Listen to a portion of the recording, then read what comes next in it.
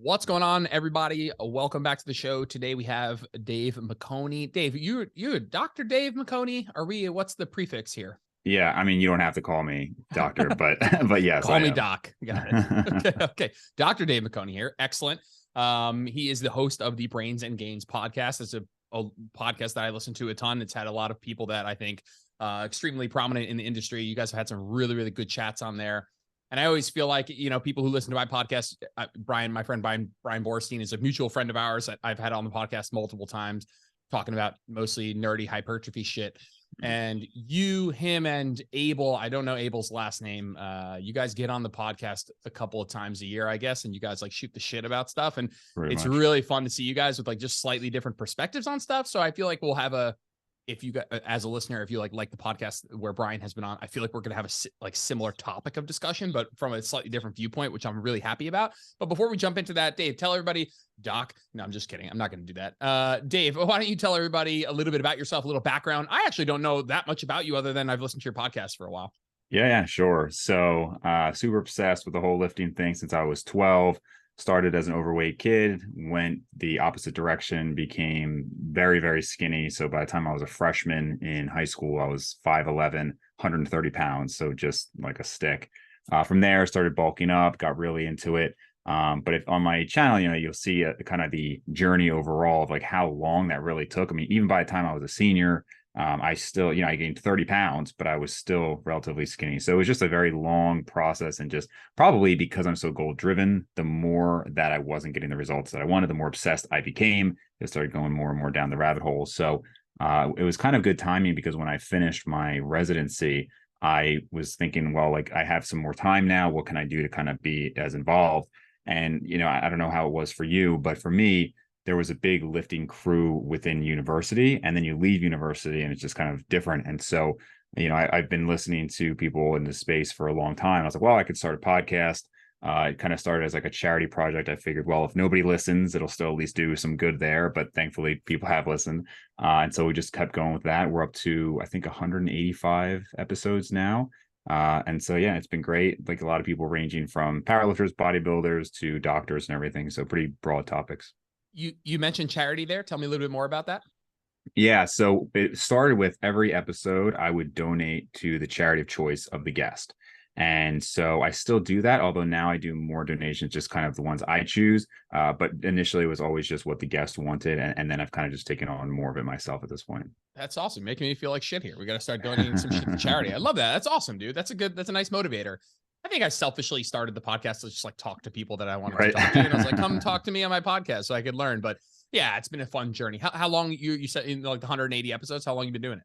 Yeah, so we started, I remember when I first thought about it, and actually, funny, I was just going over goals and I just found a Word document from 2014 on video ideas. And I never really did anything with it because for me, the idea of having to do YouTube videos all the time just seemed draining. It's like, okay, maybe I have 50 videos in mind, and then I don't want to have to just make the same content. Whereas a podcast, it's like there's always people to talk to. There's always new topics. Like I just found that very interesting. So it was the summer of 2018, like pretty much 2 months after I finished my residency. I started to run a practice in South Carolina at the time, and it just came to me. And so I was super excited about the idea. I don't know how it was when you started your podcast, but the first week I'm like barely sleep. I've got like 10 hours of content I want to do. And then now it's a much more normal, like 1 or 2 videos a week, right? But it's been very consistent. So we're going on 4 years now. That's awesome. No, I'm a COVID baby in terms of like not actual COVID baby, but like a lot of the impetus of like content creation was totally spurred by I'm home 24/7 now. At the time COVID hit, I was an in-person personal trainer. Okay. And well, I was doing a little hybrid at that point, but whatever. COVID was the thing that was like, okay, cool. I guess you're going like full 100% online. And part of that was like, I would definitely want to start a podcast. So yeah, it's in a similar way. Just it was something that I was like, started with like a ton of episodes in the beginning. Like not that I think I'm at literally 1 per week on average since the beginning of time, which is definitely something I want to keep up with. But what are you a doctor of, by the way? So the degree, yeah. So I'm a dentist. So doctor of dental surgery is the degree. Cool. Awesome. And you're a practicing dentist? Yes. Yeah. I'm actually in my office now. Do you also coach people in any fitness space at all? And Yep. Yeah. So, I mean, I've coached people for a long time. Obviously starting the podcast a few years ago, it really picked up after that. But I mean, really, even since high school, I was just kind of unofficially helping people. And then I started actually coaching people in college. And then now I've just been regularly coaching people. Is that a part of your businesses that you're trying to grow, more of a passion project, something in the middle? Yeah, just a passion project. I mean, total of like everything that comes from all of this is like 1 to 2% of my income. So it's really not something that it like I focus on. It's just if I still enjoy it, I do it. If somebody comes to me and it's like, you know what, this is going to be more stress than it's worth, I just send them. And you know, there's obviously a lot of great coaches out there. So I have kind of like a list of people who I would send to. Yep. That's cool. That's awesome. Let's pivot. We're going to chat today about some nerdy hypertrophy shit, most likely, but just some of the stuff that I don't know. I was going to start. I was like, I've been thinking, oh, XYZ has boomed in the last certain amount of years, but a lot of this stuff has been a long time coming, just comes in waves. Like somebody will pop up and make some crazy polarizing stuff, and then we'll kind of get to a bit more of a nuanced place. Then it quiets down a little bit. And I think of Kaz as like this, you know, Coach Kasem as like this person who's like made biomechanics cool again, or made it like a hot topic of conversation. But that, you know, he wasn't the first person to do that. But let's pretend like he was and just say, hey, you and I been exposed to like a lot of the same information over the years. You know, we've looked at like the N1 stuff, and you know, you had what's his face on the podcast, the other guy who wrote a book on biomechanics that Kaz ended up debating. Yeah, Brignoli. And so, you know, we've been exposed to a lot of the same like new information in air quotes in training and biomechanics over the last 5 years. And I'm curious again, because you are coaching and you're training yourself, and how has some of that, I know I'm being quite general with what that information is. We could stick with the biomechanics side of things for now, but how has that affected or not affected your training and coaching for yourself and clients? Yeah. So if I'm being honest, I don't think the recent discussion on biomechanics has changed much for me at all. I would say, generally speaking, and something I've mentioned on the podcast is that the more you do this, obviously, the less you learn per time, right? So the first year, everything is new. And eventually, you know, you're doing this for 20 years and it's like, well, I learned something here and there, but it just kind of adds to it. But I do think it's very easy to think, well, nothing's new. And then you kind of forget, well, actually, in the last 5 years, I have learned this and this and this. So I don't want to say I haven't learned anything recently, because you're always learning more. I think it's just much more subtle. But in terms of biomechanics, like I can't say I've taken anything. I don't want to say anything, but you know, like Doug Brignoli, he kind of had interesting viewpoints on some things. I think Cass maybe a little bit more. I've taken some things, but I don't think it changes the main principles, because the reality is most of the people who I coach are not advanced bodybuilders. They're beginner intermediates. And I just don't think that they should be spending too much time focusing on that at the expense of things like progressive overload and sleep and nutrition. And obviously, like Cass wouldn't disagree with that either. I'm sure he would still say those are super important. But I think it's more likely at Brian Borstein's stage where it's like, okay, nothing's really going to happen unless you do something dramatic, and let's just see. And so then I think it makes sense to kind of tweak some of these things. What I always get like not caught up on, but where I kind of want to make sare that I play my own devil's advocate is when I say what you just said, where it's like, hey, I don't want to see people, you know, so caught up in, you know, the level of adduction of their arm to bias the costal pec on, or the clavicular pec on a dumbbell press, that they then don't either enjoy their training as much because they're so focused on whether or not I'm doing this right, or it comes at the cost of the bigger rocks, just like effort, consistency, you know, total number of hard sets and consistency over time and all of that stuff. The problem is that is technically a false dichotomy. Technically, it doesn't need to be either or. And that's like where I'm like playing my own devil's advocate, because you could do both. I mean, I can hear people already, I won't name names, people that were like, okay, just because you need to, you know, just because you know that this exercise can, or this execution pattern can help bias this muscle, doesn't mean you can't train hard. In fact, that might actually help you. Okay, I hear it. Theoretically, it's a false dichotomy, but in practice, I see it actually play out that way quite often. And I see it play out, and you can tell me if this is also what you see in the enjoyment category, which has a knock-on effect to consistency, where it's not that people then go in the gym and they don't train hard. It's that they going into the gym and there's so much second guessing of, I put it on social media and all of a sudden I have all these people critiquing it. Oh, my arm should be a little bit tucked, a little bit this. And all of a sudden it becomes not fun because the feeling of competency is not there, because it's like such uncertainty of if I'm doing this right. And that can actually affect consistency and a knock-on effect of like, well, I just don't enjoy this as much as I used to. And maybe over the long term, things fall out. Is that something you've seen? Yeah, I think so. I agree. It doesn't have to be either or. I just try to think of reality and like how people actually behave. And I hate to be the guy where it's just like, well, look at all the big guys in the gym, because I understand obviously that's flawed for a lot of reasons. But I can think of plenty of people who have this obsession with doing it a certain way. I mean, there was this guy in college who was like this quintessential character, and it was just always about how to do this perfectly. And he even, this was like well before all this stuff was as popular, and he would put out these videos on this, and it just, he didn't have an impressive physique, but more importantly, like he wasn't replicating results in many people. And I just think for most people, I tend to stick to the basics. And I know that can sound so cliche, but at least until a certain point. Because again, like how many, like you got a pretty big following on Instagram, right? 25,000 or something like that. Like how many of those people are really at an advanced level that need to focus on it? Now, I think for you and me, I don't know, how long have you been lifting? 10, 12 years. Okay. So, at the 10+ year mark, I do think, one, I think it can matter, but two, I think it also keeps it more exciting to try things.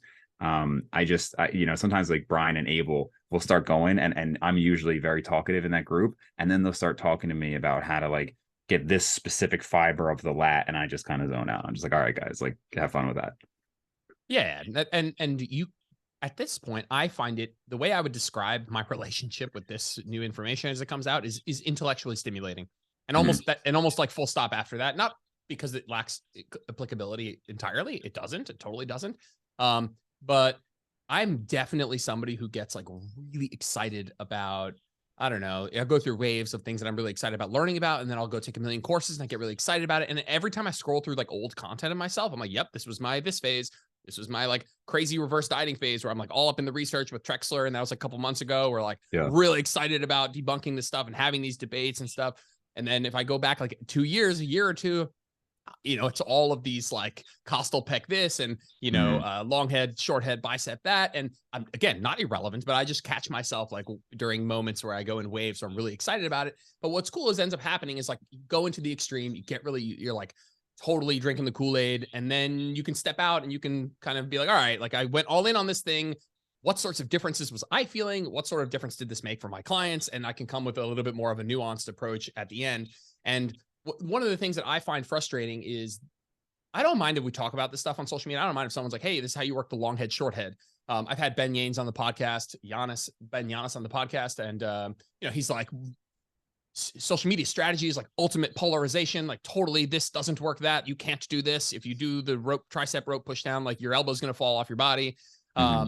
And I find the one thing that I get bothered by is a lack, I'm not picking on his content. I just mean this general discussion of like, is a lack of like, at the end of everything you say, I need you to tell me and your following and everyone else listening where this falls in the hierarchy of importance. Like, it's cool for us to talk about it, but please put an annotation somewhere of like, this is in the fucking 0.001% of stuff that's important after all of this stuff. And the problem is that makes your content seem less important. And so nobody does that. And so it's just like, hey, if somebody comes at me in the comments and they're like, well, this is more important, they might be like, yeah, you're probably right, but it's never upfront. And so nobody's figuring out, nobody has this picture of the hierarchy in front of them. And so they just like don't know what is most important. This is one thing that bothers me. Yeah. Well, I'm smirking because you're preaching to the choir, because it's just something I talk about all the time. And it's if you listen to the podcast, you probably heard me bring this up with respect to genetics, but it's like, I'm not expecting people to, every time they put out content, say, asterisk, by the way, the reason that I have 30 pounds more muscle than almost everybody else is because I have superior genetics, right? Like, I don't expect them to keep saying that, but it's like, I harp on it because it's like, that is the difference between this person and you. Your perfectly done execution is not the difference between 30 pounds of muscle. It's probably not even the difference between 5 pounds of muscle. I mean, even Brian has said that if he, I mean, I don't know if I agree even to this extent, but he said that if he had just focused on progressive overload and just did max OT from college to now, there'd probably be a difference in like injuries and whatnot. But just from a total size standpoint, he'd be at 99% the same level. And I think it's probably close to that. I think whatever, maybe it's 95, 98, whatever percent it is, it's close enough. And I think that, as you mentioned, social media, it's so polarizing, and it's so, you're only going to get that way. But I feel embarrassed for some of these people who are like 40+ year old content creators, and they're doing these silly TikToks and everything. It's like, yeah, but that's what works, I guess. Right. I mean, the whole thing is just not like my type of stuff. So I understand that I would just never have this massive following because I'm not a very polarizing person. The more I think about like, okay, so if we're talking about like overarching discussion here of like improving exercise execution based on what you want to work from a however granular you want to get, muscle division of a muscle, etc. How important is that? And I actually think that I want to talk about this. Like, I know Brian is coming out with the podcast on his about just like his more like nihilism that he's been feeling lately, and I find that to be like such a fun, interesting discussion. This idea that I guess we'll go into today, because I've heard you just all of you guys talk about this a little bit of like, do we all just end up in the same place anyway? And the two things I would say when the exercise execution and exercise selection based on maybe muscle fiber or muscle division accuracy, where it becomes a little bit more important to me, I think is little bit maybe is injury prevention from an orthopedic perspective. Maybe there's like certain exercises that, again, maybe that we're blurring like exercise selection from like ability to precisely hit certain fibers, but whatever. This like booming of different exercise selection and execution and biomechanics, we'll just bucket all of that. Is from an injury prevention standpoint, because like you said, max OT, like maybe you're just like my elbows are fucked after, like this all this barbell work, a little bit higher volume, whatever. But between that and again injury prevention, so to me it's like if you're flexing a little bit lower volume approach, I think, okay, if I'm going to do less stuff, then exercise selection as a general like bucket becomes more important. And then also from an injury prevention sort of side of things, if I'm going to be lifting for the next 20 years, then I really need to focus in on this. But being so precise on it, yeah, sure, I think that maybe we take it a little far, but those are the two contexts as I come into the period of my life where I'm definitely going to train with less volume and I want to spend less time in the gym. And so if I'm bringing time down, then efficiency has to come up, and exercise selection might be one of those things that I look just a little bit closer at. Does it change a ton? Maybe not. I don't know. Is that something that, how's your approach to like how much volume and time I want to spend in the gym, and how much other stuff becomes important? Has that changed? Yeah, so and this is where I think it's hard because I think ego plays a part a little bit. So if you were the gym guy and that was kind of your identity, so you're maybe familiar with my calf experiment. So for people who don't know, for the last probably actually close to 3 years now, maybe 2.5 years, I have only trained my right calf. So I've done no left calf training. And this has ranged from 3 sets per week up to 20 sets per week. And everybody's got their little BS calf secret. You got to stretch and you got to contract and all this, right? And they are to the 16th of an inch, exactly the same size, no difference whatsoever. And, I do some basic cardio. I train my legs otherwise. So you could say, oh, that's maintaining the size. So it's like, if that's all it takes, then what are we even doing here, right? Why are you even training then? if you can just bike, a few miles and maintain your leg size. So now I do think calves are maybe a particular example. But my point is that the only reason, like logically, it's like, well, then why don't you just stop at this point? Nothing's going to happen at year 4. And I guess that's where there's just the inquisitive nature I have, as well as an ego of, I could just imagine if I just stopped training entirely, I don't know, I would just not like the giving up nature of it, I suppose. And the same thing, I think you could logically say, well, once you've been lifting for 10 plus years, you're going to be able to maintain all of it and all the bone mineral density benefits and all these things with 2 days a week. Maybe, but I think there's other benefits to doing it. And so right now I do usually full body or an upper lower split 3, sometimes 4 days a week. But I think rationally speaking, for most people, you can probably be fine on 3 days a week, maybe even 2 days a week, but certainly 3 days a week, and then just have more time for other things. I think just, again, it's hard for somebody like me to let go of that and to not at least try. I mean, I'm always trying when I go to the gym, which is probably a misconception by some people who hear the podcast, thinks that I'm just fine with maintenance. It's like, look, I'm still trying. I am just against my own will maintaining, Yeah. But I do think at some point it's like, yeah, you got to realize that maybe 6 days in the gym, 2 hours at a time isn't the best use of your time. And again, orthopedically, things will wear down faster. Yeah, I'm speaking at a conference on minimalist training, and so it's been a massive passion of this, like diving into the literature of how little we can do, and then experimenting on myself and seeing what other knobs we have to turn up if we're going to bring down like time spent in the gym. And we could circle back around to that. Brian and I beat that one to death, but I want to talk a little bit more about the calf experiment and just like the importance of taking generalizations and doing some form of N of 1 experiments. And I will put a little preface here of like what my opinion on that is, that I think that for the average person, probably okay for you to take the average recommendations. Or what I would maybe further say is that, I don't know, man, I don't want people to get lost in assuming that they're a special butterfly.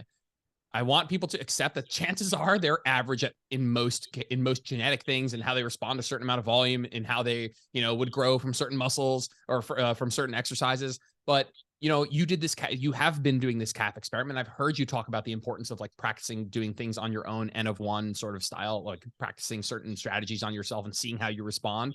Could you maybe speak to that a little bit? And you can kind of give us a breakdown of the calf experiment. And honestly, I know Brian's doing his one arm experiment, but like, Mhm. the fuck do we reconcile that? How do we reconcile you've been training one Yeah. calf for 6?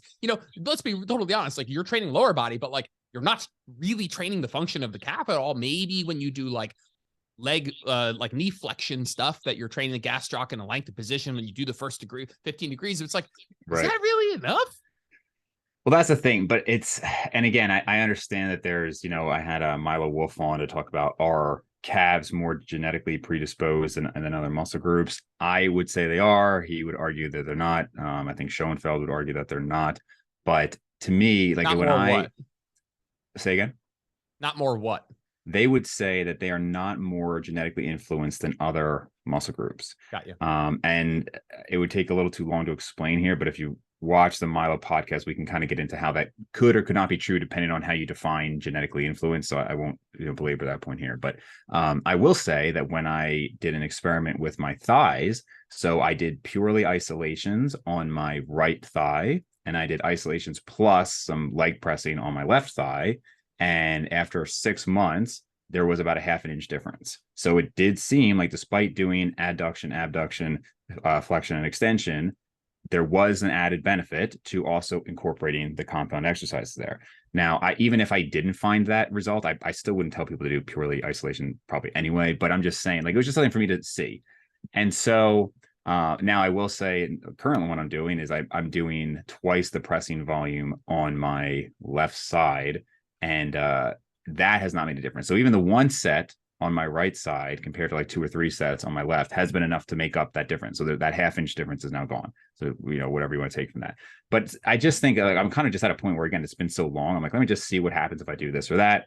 I've done plenty of pull-up experiments. And I just think for the average person, though, like you said, most people don't need to do that. I think you should try different things, but I do think there's a reason that the popular routines and the popular recommendations are popular. I think for most people, they're fine. But I do also think that if you look, and I'm certainly not the first person to say this, but if you look at the actual data of a lot of these studies, it's like, well, higher frequency was better, but then there's a huge variation among people, right? And I do think there's something to be said for trying things out and seeing how you respond. As well as maybe even during different periods of your life. It might be that, well, in high school and you were sleeping all the time and you really could recover and high frequency was great. And now you're 30 and you're thinking, well, I'm just going to go back into what I did in high school. It's like, well, that might not work anymore. And you need to, again, experiment with yourself and see what works. I also think personality within an individual changes over the long term. I think that there's a big confounding variable in my own argument for minimalist training, is that a lot of the people that are preaching minimalist training are already advanced, and there's a lack of like foresight. And what I mean is that, like, I am in deep on that discussion. I'm going to ask you kind of more of a blunt discussion question in a second, but this idea that, like, okay, here's me, here's Brian, here's Berto, here's Jeff, Alberts, people coming out talking about, I trained low volume. It's like, yeah, but did you always? And, are you, how much are you distinguishing growth now in these very late stages of your careers, when you're already super mega jacked? And is this now a personality change? Because it's been a change in me. And I know that, if I talk to 20-year-old me who's like sophomore in college, I'm clanging and banging 6-7 days a week, doing God knows how much volume. It's dog shit volume. It's poorly poorly executed volume. It's probably poor exercise selection, everything wrong across the board outside of like time spent in the gym, which that box I'm checking.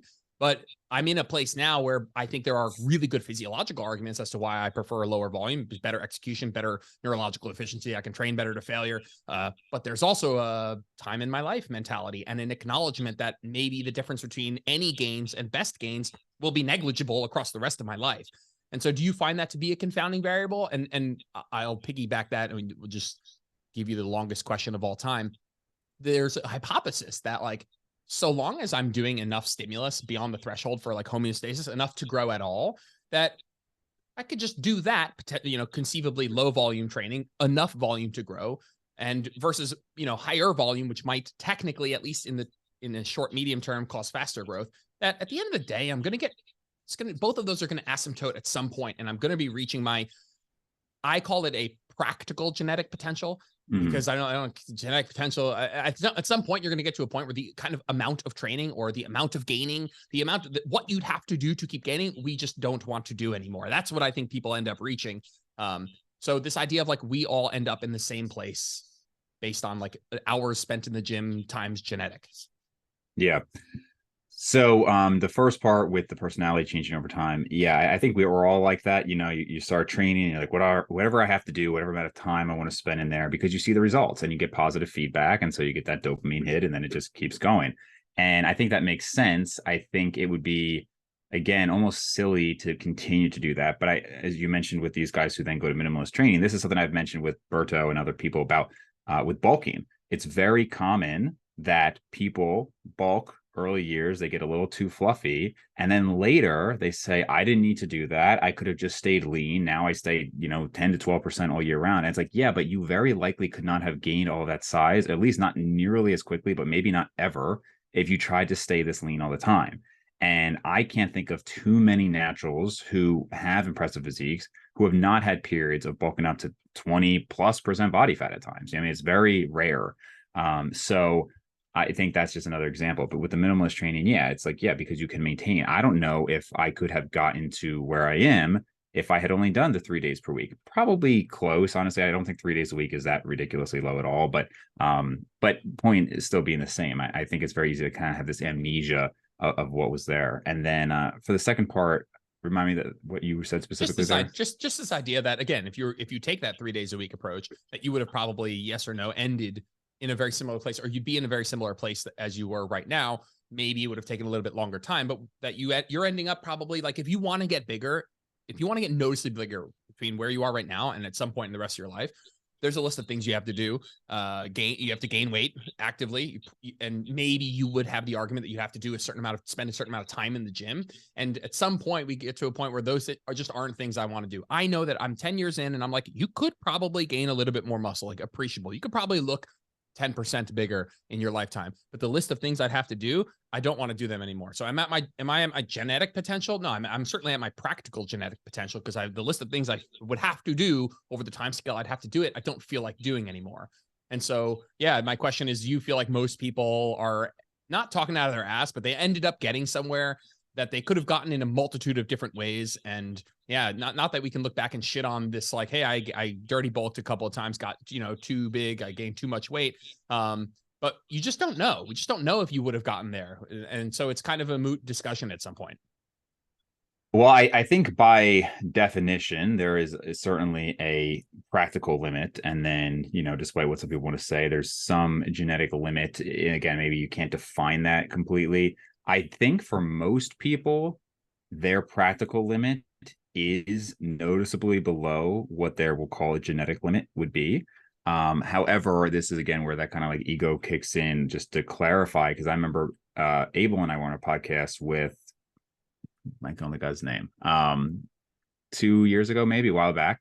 And he was saying, and I understand his misconception, because based on how I talk in my podcast, one might think that I'm just not trying. And he was like, well, would it be worth it for you, Dave, if you had to like do this and this, if you could have gained 3 pounds of muscle, would you do that? And I was like, hold on, let me be very clear that I have tried everything I conceivably can under the sun to gain more.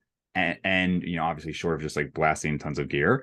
And it's just not happening. So it's not that I have said, oh, I just don't care, it's not worth it for me. I understand for most people that is the case, but that is not the case. I've bulked up to over 220 pounds, did a 2-year bulk, and then took almost a year to cut back down, But that was after, 14 years of lifting, only to end up at the exact same 190 that I was before. Same measurement, same strength, everything. So I gained 30 pounds, even though, and it was way fatter than I, again, needed to be, but it just stopped netting things. I recently, about a year ago, went with Revive Stronger for coaching, again, just to see what would happen. Volume was basically doubled, went back from intermittent fasting, went back to 14 plus hours per day I was eating, increased calories, obviously focus on progressive overload, all of that. I looked, and then after 6 months together and then cutting back down, the pictures were, if anything, a little bit worse than before. Strength was no better. Strength maybe slightly worse or the same. And I've said many times, this is not hating on their coaching. I think they're great. I just think there's a point where it just doesn't happen. So that's where I say, well, why am I going to literally do over twice as much volume and twice as many days in the week, or twice as many days in the gym per week? It just doesn't make a lot of sense. But I do think for most people, yes, that maybe they probably could gain 3, 4, 5 pounds more muscle if they wanted to, put themselves in a hyperbolic time chamber and really dedicate a ton to it. Yeah, I'm curious to, we look at the Schoenfeld 2017 research and we see people growing from like crazy low volumes, mostly untrained people. I think that there's probably a threshold in which from a newbie to an intermediate that like volume requirements go up. But this idea that they go up like linearly across the lifespan, across the training career is just like highly unlikely. And in my experience, they've actually gone down at some point. But then I say that and I'm like, yeah, but you haven't really grown. Like, how do you know? Like, you're certainly that there's a very small difference, it feels like these days, between maintenance volume and best gains, which is another way of saying that gains are just mega small no matter what. And so I just think about those people who were training with like moderate volumes in that study with like 5 to 9 sets per muscle group per week and getting like really nice 84% of the available gains. Just curious, what if those people put themselves on that program for life versus the group that was doing 10 to 20 sets per muscle group per week, also untrained, and they also put themselves on that for life? Like, do those people end up looking any different? What's the time scale in which they reach a certain point where they get to a point where practical gains aren't really relevant? Does that 5 to 9 sets per muscle group per week, does that actually eventually become maintenance volume for somebody? Or, as execution and neurological efficiency, as those things go up, ability to train close to failure, maybe other factors, recovery factors go up, that you could reach the same point in a different time. I believe the answer is yes. I think, like you said, three days a week. If you train 3 days a week hard for 10 years, I think I look exactly the same as I do now. I think that, though. I don't know that to be the case. I also did a 2-year bulk, and I also got to 220, and I'm also now 190. And I agree. I look back on those 2 years and I think, wow, that was like most productive 2 years of muscle building. I look back 2 years later, which is where I am maybe right now, and I'm like, was it? The one thing I will say, I guess this is circling back to biomechanics, is the irony of like the kind of tongue-in-cheek Kaz, like nobody trained their iliac lats until Kaz.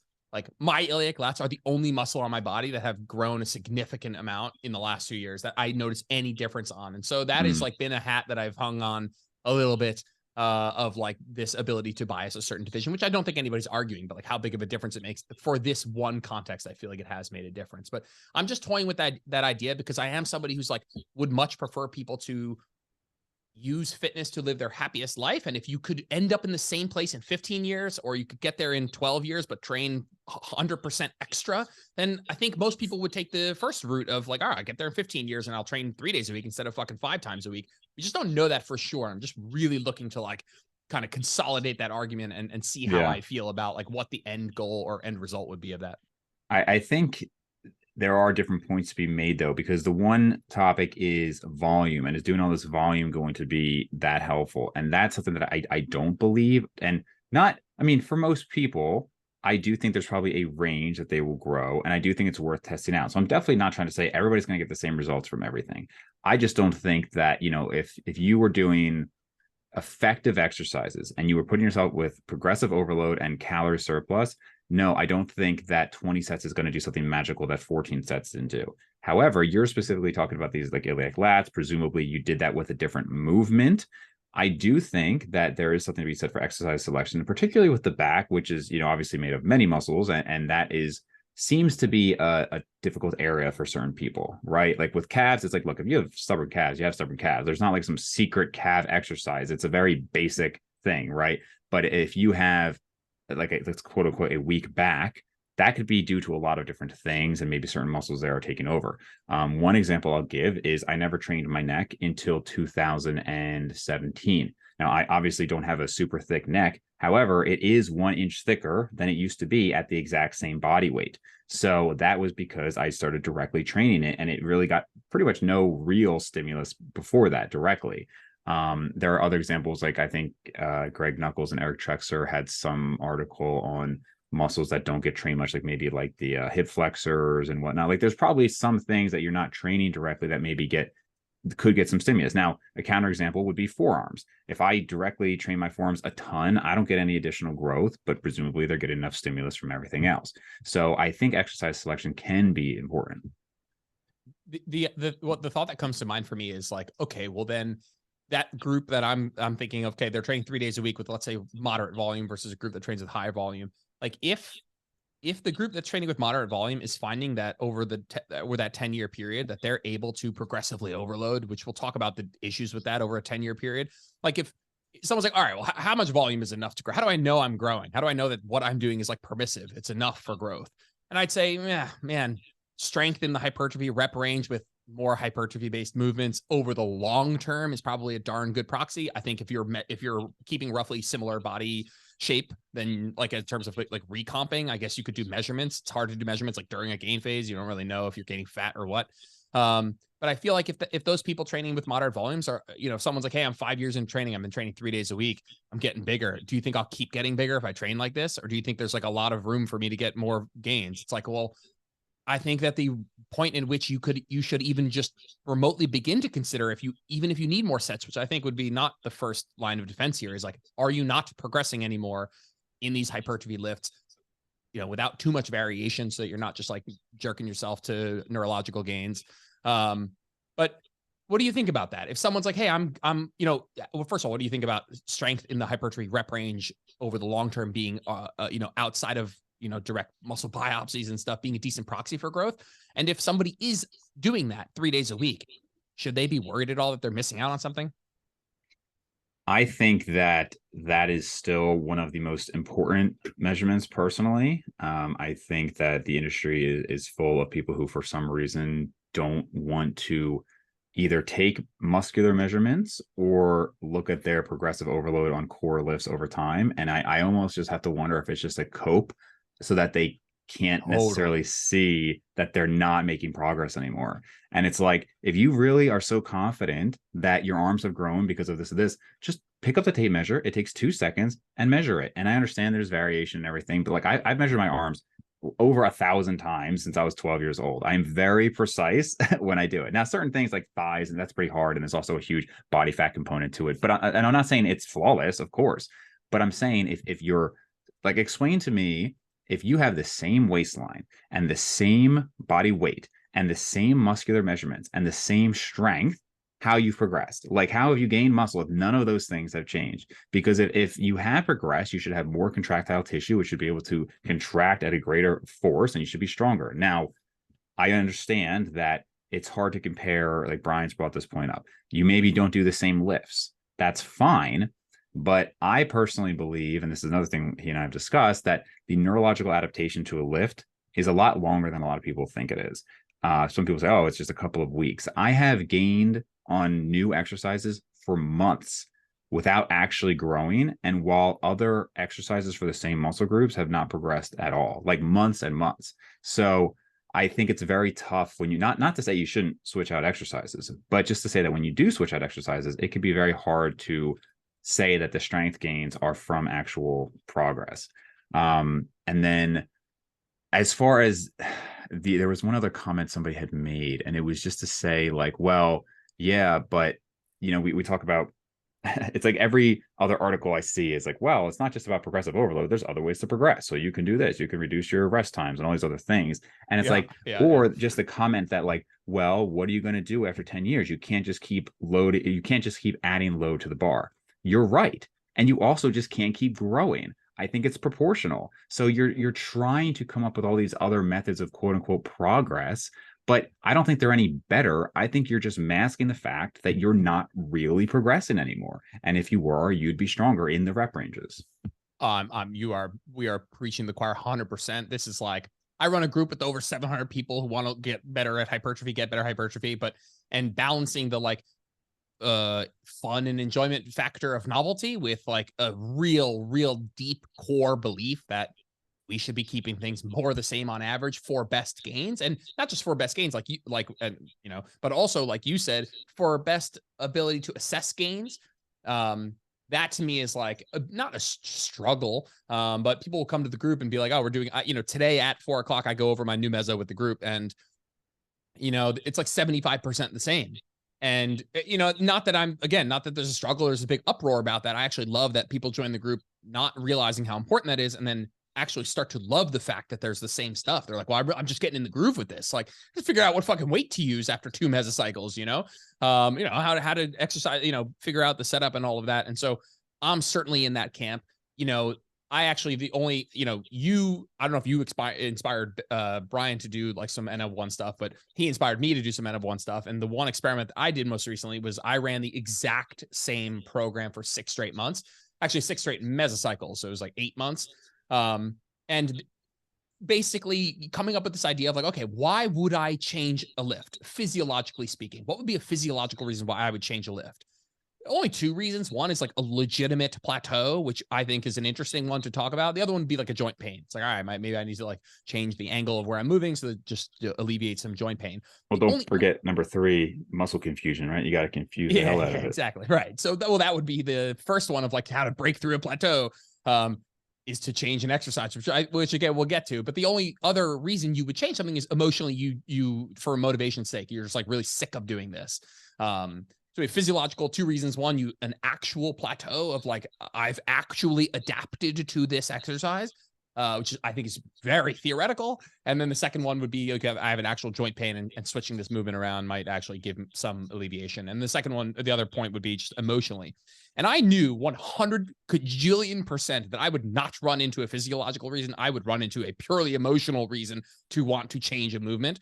And the whole point of the exercise, the whole point of this trying this out was to just shun that for a second, to like put away the emotional reasons and say, when am I going to run into a physiological reason to stop? And it was a fascinating experience. 6 mesocycles in a row. I did not PR on any single movement. And yes, how much I PR'd meso to meso went down over time, totally.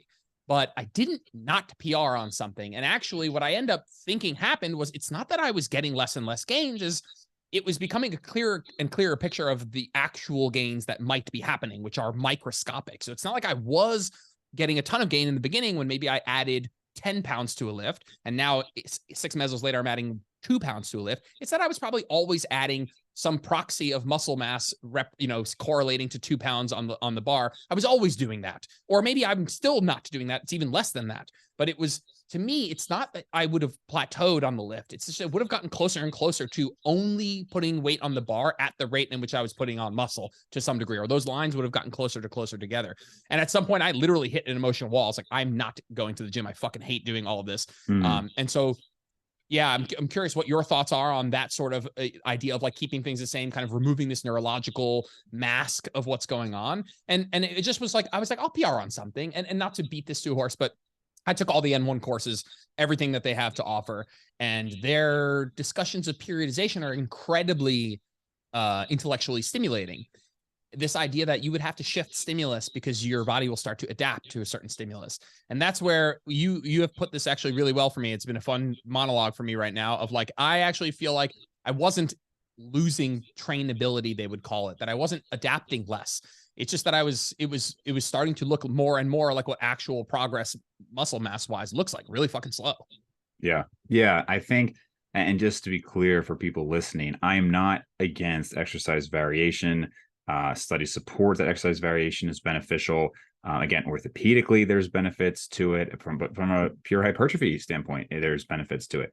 What I am saying is that the constant switching of exercises is not necessarily beneficial and masks the fact that you're maybe not actually progressing. If anything, it actually maybe increases the fact that you're not progressing, right? Because you just keep having that neurological adaptation.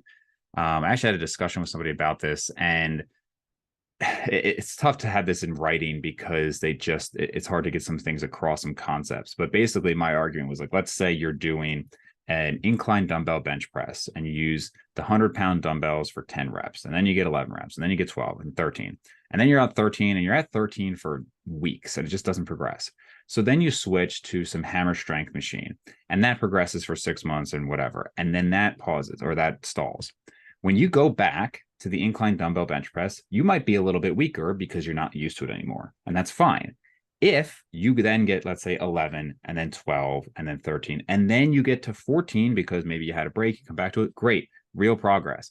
But if you never beat that 13 times 100 again, I would argue that you haven't made any real progress. You switch things around and you're convincing yourself your progress, but nothing's actually happening there. Now, again, most muscle groups I do think should have some variation. I just don't think the constant switching is that beneficial to muscle growth. Now, you made a good point, which is the emotional aspect of it, because certainly from like a stimulation standpoint, it's way more fun, I think, to try new exercises. And there's even an argument to be made for doing that when you're at the point that you're not progressing that much. I just had if you know Vigorous Steve, he was the one who kind of exposed Liver King and he let out the emails and everything. And so I'm releasing a podcast with him soon, and he was just saying, like, he's enhanced and he's much smaller than he used to be. And so he mentally, it would just be problematic to try to focus on progressive overload at this point, because it's like you're 30 pounds lighter than you used to be. You're not going to be stronger. So he just has fun with it.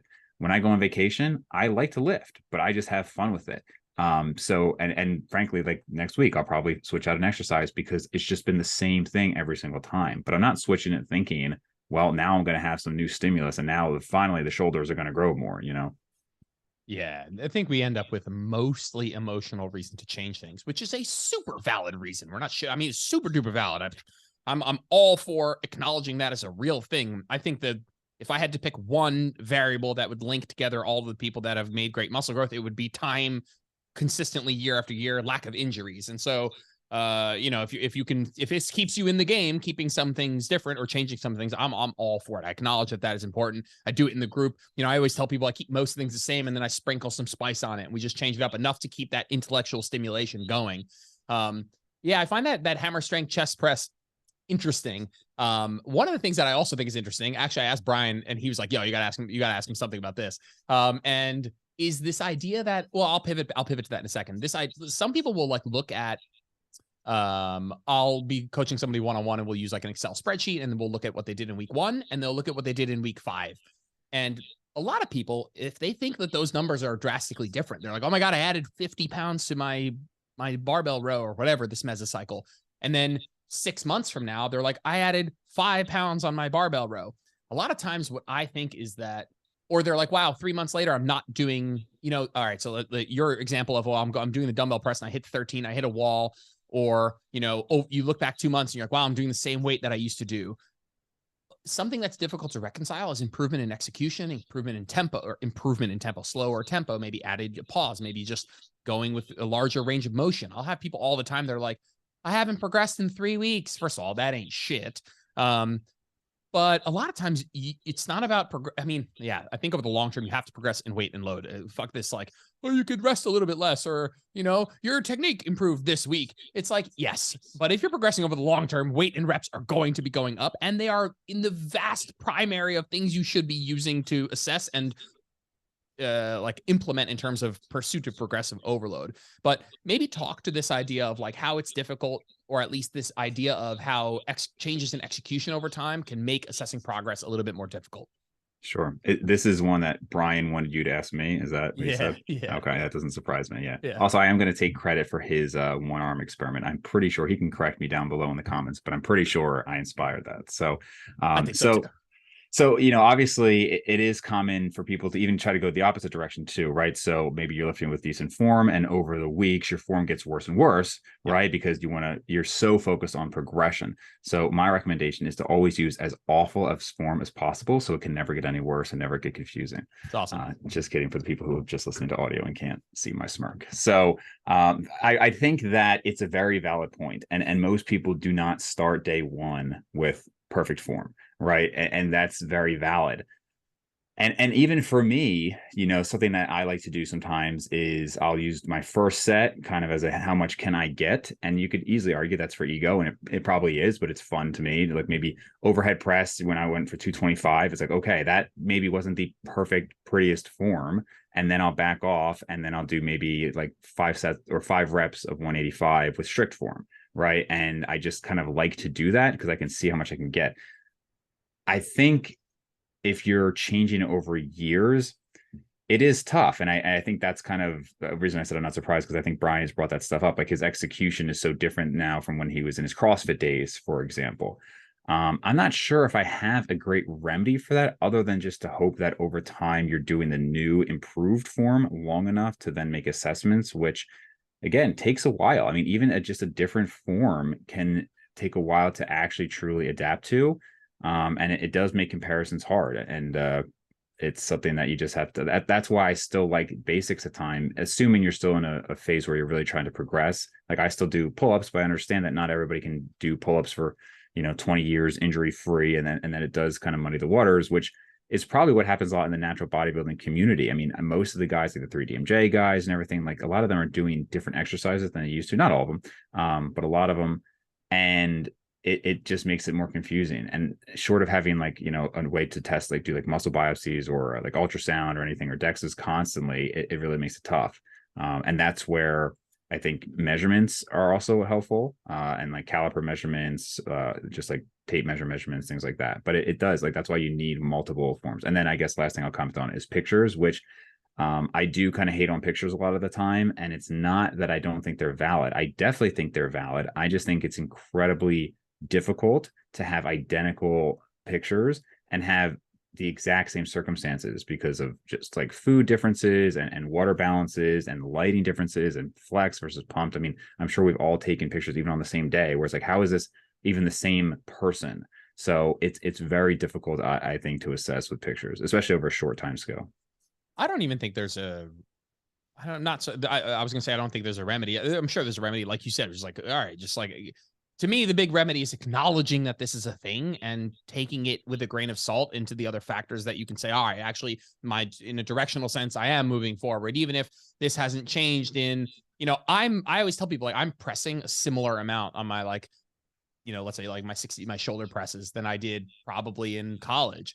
But if you take a video of that, it was just like dog shit technique, terrible range of motion, no control of the eccentric, like butt in the air, fucking ton of leg drive, probably some jack dude spotting me. And it's like, just acknowledging that this is a variable that does muddy the waters a little bit. And that usually what helps is an objective look at your technique, if that has improved, but also zooming out over the long term.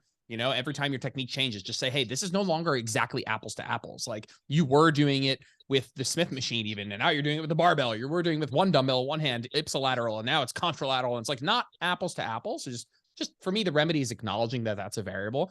I'm not so sure how I feel about this next statement, but when I have somebody who's like, wow, I'm really hitting a wall with an exercise, or like I'm really getting to that point where it's like 11, 12, 13, 13, 13. I'm not saying that I want to pursue that as an end in and of itself.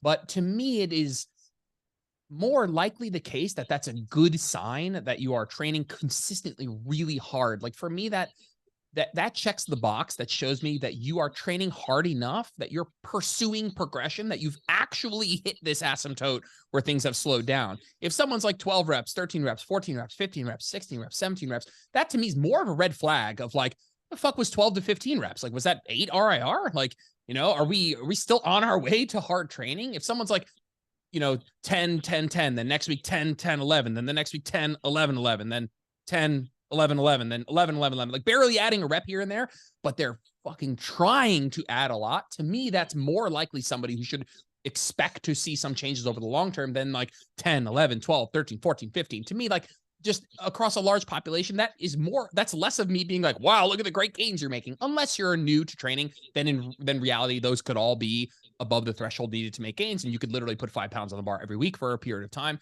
But it's not like I want you to plateau, but if you're fighting fucking tooth and nail to progress a little bit, if you've actually hit a plateau, to me, that means that you must be fighting tooth and nail because you're trying to progress. Mm-hmm. And it is that trying to progress that in a binary sense, I find peace with. And I'm like, that's awesome. It's awesome that you're actually training hard enough consistently that you've actually reached a point where you're like fighting tooth and nail for a rep. There's probably some nuance there, but that is kind of goes back to what we're talking about. If you're like, hey, I have a new exercise and I've never done this before, and I picked 25 pounds up, and by the end of the meso, I'm doing 75 pounds. Like, to me, that's not like, wow, you added 50 pounds. It's like, well, the first 4 weeks were probably a combination of not training hard enough and neurological gains. Yeah. Yeah. I don't know if I had too much to add to that other than I agree. Cool. So no, I think about that because there's a lot of people that get discouraged with that. They're like, oh, I'm not progressing a lot. You know, I'm not seeing a lot of rep and load increases. And I'm like, that's probably a good sign. If you're telling me you doubled your deadlift, like it's more of a red flag to me. If you're like, yeah, I added 1 rep this whole meso, but I trained my balls off, trained super hard, close to failure. To me, I find more peace with that. Or at least I think you're probably at least giving the effort that is required. And in the other variable, I'm just not so sure. It's just a little bit less clear to me. Yeah, and it's tough because when you extrapolate these things out, it's really just like what is happening over this time frame. So just an example, like Jordan. So like, what's a lift for you? Like maybe like a dumbbell shoulder press example. Yeah. What am I doing for that lift? Yeah. 70 for 8. Okay. So if you could be guaranteed, and you've been doing this exercise for a long time, presumably. Okay. So if somebody said you could, within a year from now, 1 year from now, you'll be able to do 70s for 12. Will you consider that pretty amazing, or would you consider that like average progress? Oh, I consider unbelievable progress. Unbelievable, right? It'd be unbelievable. Yeah. Unbelievable. So, okay. So you're going to gain 4 reps over 52 weeks. So maybe once every 13 weeks, you add 1 rep. Like that is ridiculously slow. And the reality is, if we speak a year from now and you're the same body weight, highly unlikely you'll be doing 70 for 12, right? I mean, maybe, I don't know where you are in your progression, but I would consider that pretty damn amazing. And I would consider so I had a pull-up PR. When was that? I want to say it was last year, which is pretty good after I've been doing this exercise for so long. And I did 45 pounds for 15 reps. And that was summer of 2021, because the summer of 2019, I did 45 pounds for 14 reps. So there's not a lot of people who can do a pretty good form, like full range of motion, 45-pound pull-ups for 15 reps. I'm not saying it's amazing, but it's pretty good. But it took me 2 years to gain 1 rep. And who even knows if that was neurological? Was I just doing it more, And will I ever hit 16 in my life? I don't know. So, you get to a point where it's just like, I can switch to 1,000 different back exercises and I can, quote unquote, progress in all of them for some period of time. But if my pull-ups aren't any stronger, I'm not saying pull-ups effectively work every single muscle group, but that's where I do think it maybe comes down to some of this exercise selection. Like, I don't know, maybe there is some iliac portion of my lats that I can get a little bit of growth at because it hasn't been hit. But whatever the muscles are that are pretty focused on pull-ups, they're probably 99.8% there, Yeah, I have people who will. So in my 8-month 6 mesocycle experiment, I added about 1 rep per mesocycle. That to me is fucking bonkers. I either added 1 rep or like a similar amount of load, let's say like a small, like maybe 5 to 10% load, let's say 5%. Like that to me, if you extrapolate, I have people in my group all the time. They're like, hey, I only added 5 pounds this mesocycle. I'm like, if you do that, that's 10 pounds. That's 50 pounds a year. If you do that for 5 years, you added 250. Of course, you're not going to do that. That's an insane amount of progress. If you added 1 rep to your shoulder press every mesocycle, you 10 mesocycles a year. I mean, holy shit! If you added 10 reps to your current 10 RM RDL, you will not do that. Is what yes, newbies, beginners, maybe early intermediates, which are abstract concepts in and of themselves, can probably do that. But if you do that for the long term, that's what you said. You're like, dude, 4 reps over a year. It's like one rep every 13 weeks, which is like 1/13 of a rep every week. Like it's indetectable almost. And so there's almost like this, like beating your head against the wall. You have to keep going in and keep trying. And it might not manifest itself in that extra rep just yet.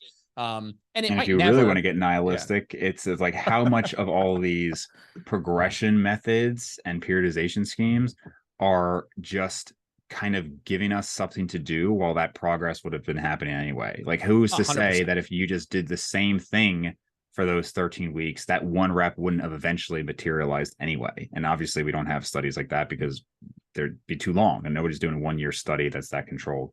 But that's what I felt when I hired somebody who had worked at N1 to coach me through their periodization. I was like, fuck me up, man. Let's fucking go. I don't need to deload anymore. I could just like go do supersets now. And it's, I could just train the short position, and all of a sudden I don't actually need a deload. That's tongue in cheek there. But like, I just felt like every 4 weeks I was like, all right, I'm doing mechanotransduction. And the next month I'm going to do sarcoplasmic hypertrophy. And I'm like, yo, I am just jerking myself to these neurological changes, these novel changes. Like, this was such drastic changes. Maybe it's the same exercise, but I was doing 6x6 with a 30-second rest. Then I'm doing 10-8-8-6-4 pyramid. Then I'm doing straight sets of, and then there's like tempo drop in week 3. And I'm like, these are all cool, mechanistically sound. You can make arguments of why you're doing all of this, but I felt like there was just a huge risk in masking. And they're like, well, no, just follow the RIR. And I'm like, I know I'm good at RIR at this stage. I find myself quite good at RIR, but even as I'm quite good, I don't want to do it that often. I don't want to have to recalibrate every 4 weeks, let alone every week.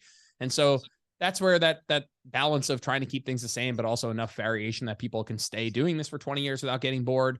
But I've found that as I become more minimalist, as I do less, so coming back to this minimalist discussions, as I start to do less, I realize that if I change stuff more often, I don't have like an ability to kill it with quantity, because I might be missing out and just getting these neurological gains, these like changes, learning the movements.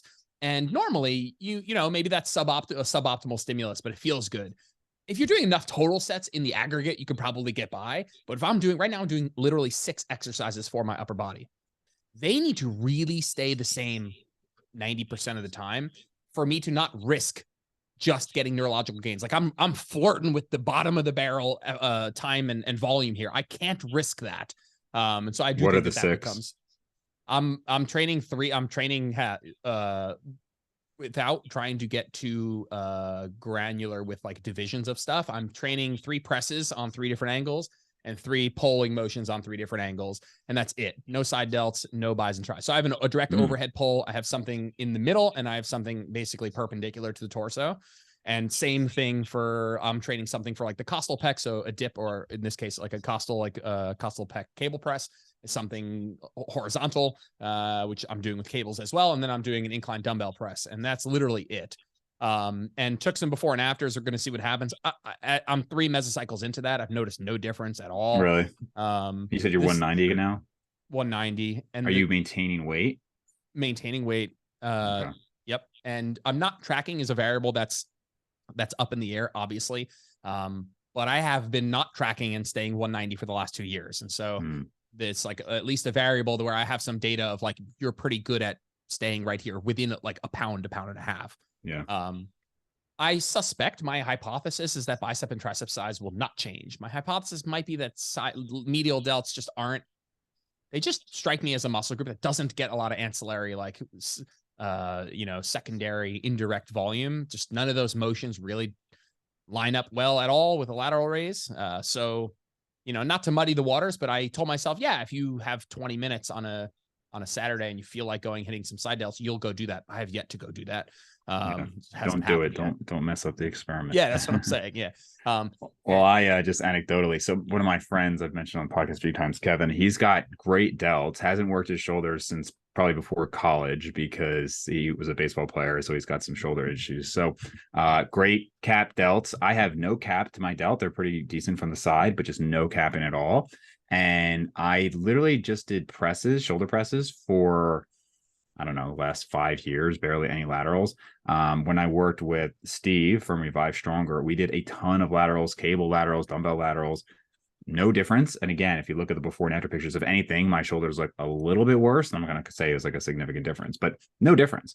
And I actually do laterals now just because I don't feel like shoulder pressing twice a week. So I do 1 and 1.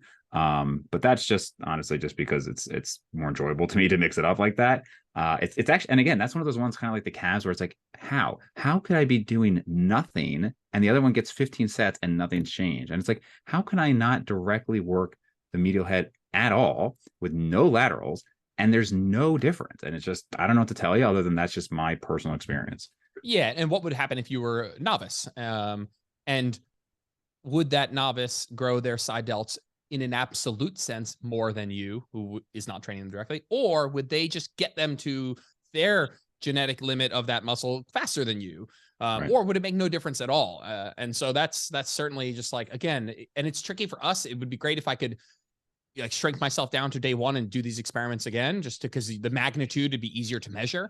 It's just tough to measure the difference right now. Again, I think that you've given me, again, a little motivation to do a little bit more measuring, because I do think that across all these experiments, my body shape in terms of body weight and like real size has not changed much. So there would be merit in like, I'm just, I wouldn't be able to chalk up a change into something to like, oh, I'm up 7 pounds. So there's probably some body fat there.